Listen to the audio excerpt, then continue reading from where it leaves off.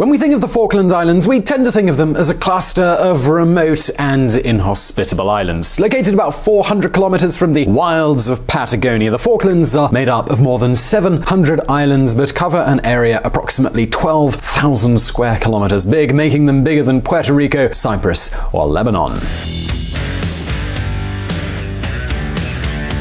Yet despite their size, can you guess how many people live there? Well, it's only about 3,500. That means that the population density works out to about 1 inhabitant for every 4 square kilometers. This puts the Falklands in the top 3 least inhabited autonomous territories on the planet. It's right up there with Greenland and the Svalbard Arctic archipelago.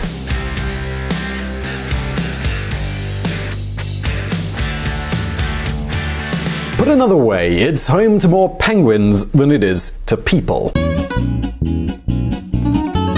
To give you an idea of just how few people that is, picture a football stadium like Wembley. You could fit the entire population of the Falkland Islands into the stadium 26 times over. Apart from being almost uninhabited, they are also known for their ongoing dispute with Argentina, which claims that the islands are part of their own territory. And as Argentina is their closest neighbor, this tense relationship makes the Falkland Islands very isolated indeed.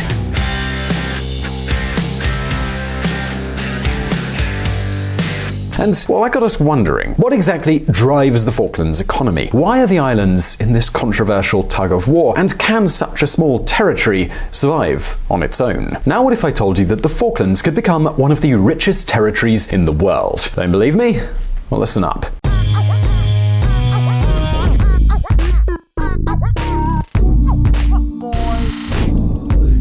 What do the Falklands live off? Let me ask you a question. Could you name the richest autonomous territory in Latin America right now? You're probably thinking Puerto Rico, or maybe Chile, or Panama. Well, actually, no. With a gross domestic product of more than $60,000 per capita, the Falkland Islands are the wealthiest territory in Latin America. In fact, we're talking about almost 5 times the GDP per capita of Argentina.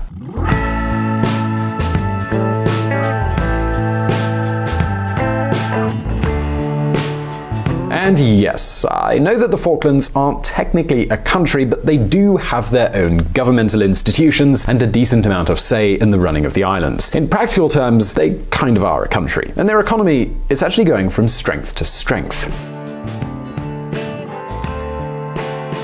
You see, despite being isolated and practically uninhabited, in the last decade, the islands have averaged an annual economic growth of more than 5% in real terms. And not only that, unlike other Latin American governments, and let's face it, almost all the governments in the world, the local authorities have not only managed to keep the country debt-free, but they also hold reserves, something like a sovereign fund of more than $250 million American dollars.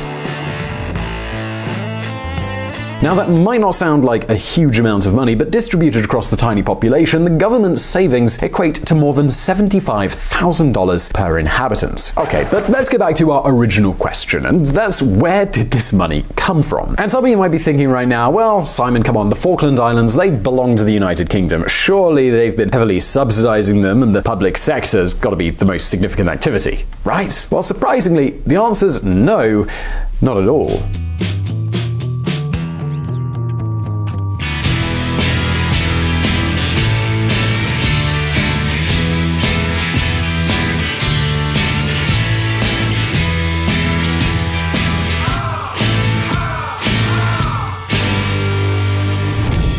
We have absolutely no doubt about their sovereignty, which has been continuous since 1833. Margaret Thatcher. The Falklands are actually a self-sufficient territory. The United Kingdom only takes care of defense spending and nothing more. And those costs, they aren't that high, and they wouldn't even be necessary if it weren't for the ongoing political conflict over sovereignty.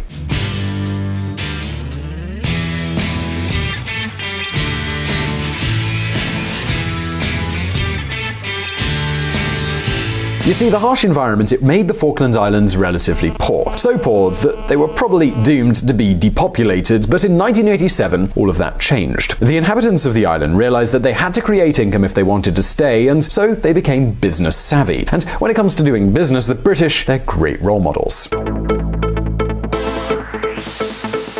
It's the most fantastic operation that we've undertaken. Su forma de vida es británica, su lealtad es a la corona. Son pocos en número, pero tienen el derecho de vivir en paz, de elegir su propia forma de vida y de determinar su propia lealtad. Es el deseo del pueblo británico y el deber del gobierno de Su Majestad hacer todo lo posible para defender ese derecho. Esa será nuestra esperanza y nuestro esfuerzo. Margaret Thatcher. The change of rules had been notified at the end of April. Oh, this is lovely. This is a typical house. In 1987, the island's local government began to sell licenses to foreign fishing companies, allowing them to operate within the Falklands Maritime Territory. In this way, they began to treat their waters as if they were any other resource. This practice, it's proven lucrative, and the government collects a lot of revenue from it every single year. What's more, Falkland Islanders are very concerned with fishing sustainability, so this source of income isn't about to run out anytime soon.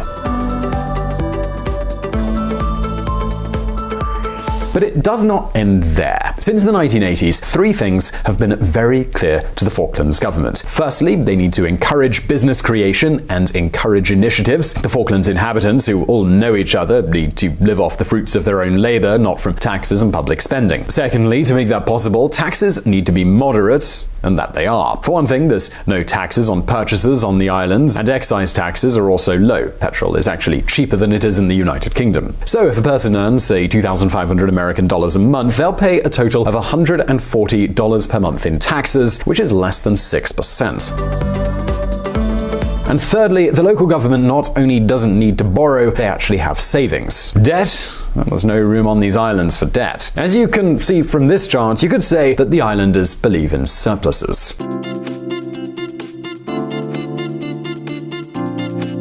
So the Falklands inhabitants, they're not only freed from paying taxes on public debt, the sovereign fund's savings accumulate from year to year, which means funds are available whenever public works are needed. For example, they are currently building a new port and expanding the airport.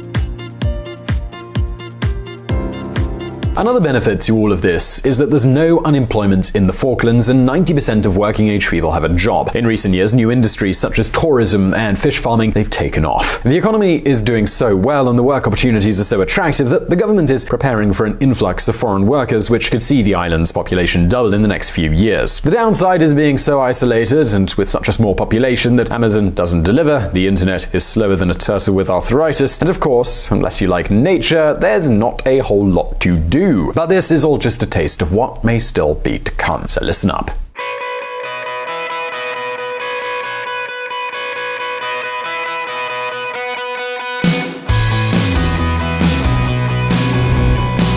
Road to wealth. It's clear the Falklands inhabitants have managed their situation very well. This tells us that even in such a small and isolated territory, success is possible when decisions are made based on careful forethought. And it's not as if you have to reinvent the wheel here. There are plenty of cautionary tales to pull from. La expropiación de la empresa Sidetur. But even though things are already going well, the fate of the Falklands inhabitants is about to catapult right into the stratosphere. Check this out. In 1993, the British Geological Centre located oil just off the coast of this archipelago, exploitable oil. After years of intense preparation, the project, it can now start bearing fruit. Two small British oil companies, Rockhopper Exploration and Premier Oil, are about to start building the infrastructure that will allow the Falkland Islands to produce oil. The forecasts are that they will surpass 80,000 barrels per day in just 3 years, so they only need the price of oil to remain above $45 per barrel to make this business profitable. Now, 80,000 barrels, it might not seem like a lot, but don't forget, we're talking about a territory with just over 3,000 inhabitants. 80,000 barrels at the current price of $60 per barrel means an annual income of around $1.8 billion. 9% of that income and 26% of the final profits obtained by the oil companies will go to the local government. We're talking about a number that will probably surpass $200 million. In public income alone, that equates to about $60,000 additional dollars per inhabitant every single year. And let's not forget about the extra jobs, services, and taxes that are being brought in by this new industry.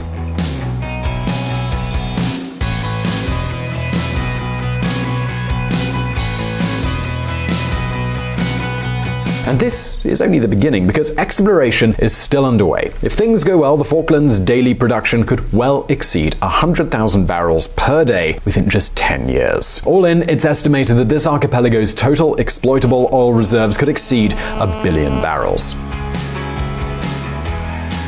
And if this is the case, in just a few years, these islands could become one of the richest places on the planet. I can assure that one thing will never change: our absolute commitment to the people and sovereignty of the Falkland Islands. Theresa May. Today, the Falklands, they may seem inhospitable, but with employment opportunities, good salaries, low taxes, improved communications, a solid legal framework, hardly any corruption, many civil liberties, and a lot of security, our impression about life on these islands, it might well change, especially when compared to the situation in other countries on the American continent. So folks, that's how things stand today in the Falklands, or as the Argentinians call them, the Malvinas. And of course, apart from the issue of sovereignty, which we looked at in a past video, if forecasts are met, these islands could become a business hub for the southern regions of Argentina. Maybe the time has come to just put old quarrels to rest and share the good fortune.